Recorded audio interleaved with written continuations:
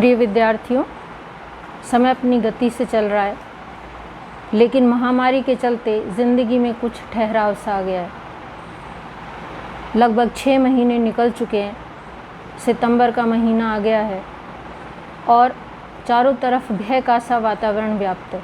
ज़िंदगी में अनिश्चितता सी महसूस होने लगी है और कभी कभी कुछ उम्मीद वैक्सीन के निर्माण की अपुष्ट खबरों के बीच जागती है और फिर कुछ समय बाद लुप्त होने लगती है। इस सारे माहौल के बीच मानसिक अवसाद जड़ जमाने लगता है। कभी कम कभी ज़्यादा हम परेशान सा महसूस करने लगते हैं। इस अवसाद को हम अपने परिवार और दोस्तों के बीच निरंतर संवाद बनाए रखकर काफ़ी हद तक कंट्रोल कर सकते हैं।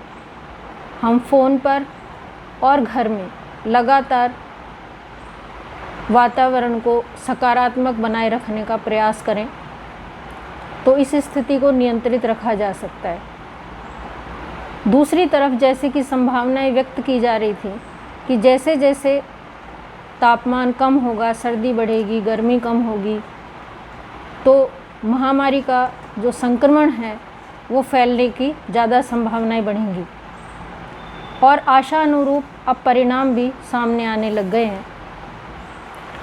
अक्टूबर माह में जब सर्दी काफ़ी होगी तो जैसा कि WHO की संभावनाएं हैं उसके अनुसार परिस्थितियां संभवतः विकट हो सकती हैं। दूसरी तरफ बढ़ती बेरोजगारी, आर्थिक कारणों और जीवन की ज़रूरतों के कारण लॉकडाउन को समाप्त कर दिया गया है और आवागमन के साधनों को तेज़ी से शुरू किया जा रहा है।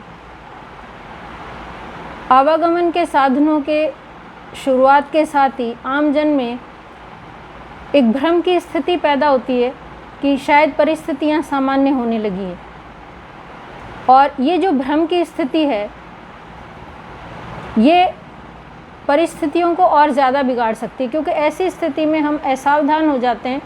हमें लगता है सब कुछ सामान्य है हमारे चारों तरफ। हम सामाजिक दूरी, मास्क लगाना, सफाई का, सब चीज़ों के प्रति लापरवाही बरतने लगे हैं। ऐसा हो रहा है, लेकिन ऐसा ना करें।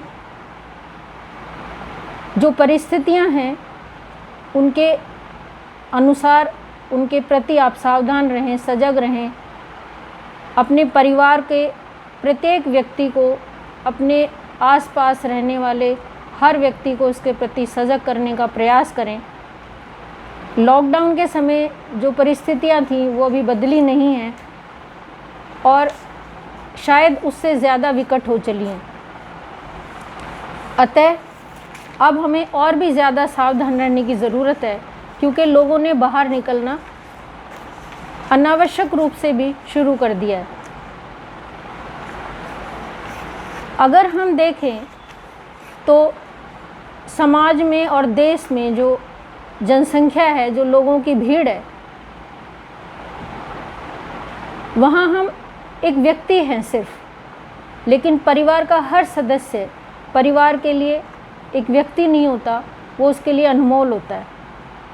अपने परिवार और अपनी ज़िंदगी की सुरक्षा का दायित्व स्वयं उठाएं। हम सुरक्षित रहेंगे तो परिवार सुरक्षित रहेगा, परिवार सुरक्षित रहेगा तो समाज सुरक्षित रहेगा। अतः मैं पुनः कहना चाहूँगी कि आप शिक्षित हैं, समझदार हैं, परिवार और समाज को सजग करने का बीड़ा उठाएं। प्रत्येक व्यक्ति अगर थोड़ा थोड़ा प्रयास करेगा तो हम इस महामारी की भयावहता को काफ़ी हद तक नियंत्रण में रख सकेंगे और उस दौर तक सुरक्षित रह सकेंगे जब एक कारगर वैक्सीन हमारे सामने आएगी, उसका निर्माण होने का समय आएगा और वायरस पर विजय प्राप्त की जा सकेगी। आप अपने घरों में सुरक्षित रहें,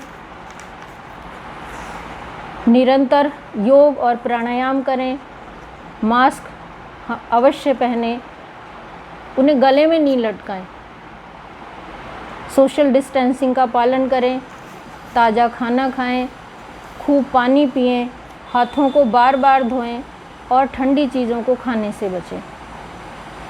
धन्यवाद।